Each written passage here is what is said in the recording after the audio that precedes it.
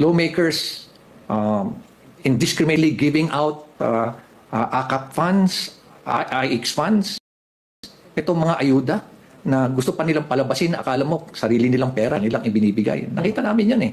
We have been conferring with the other mayors of good governance at yung aking mga fellow mayors sa ating League of Cities. At ganun din ang aming mga similar observations na talagang halos unlimited ang pondo nila kung mamigay sila.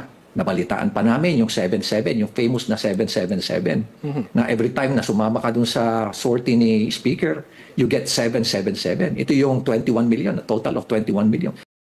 7 million na AIX, 7 million na AKAP, 7 million pa na tupad. O 21 million, paano kung nakaapat ka na sortie na nasalihan? Ibig mo sabihin yun, 7 times 21.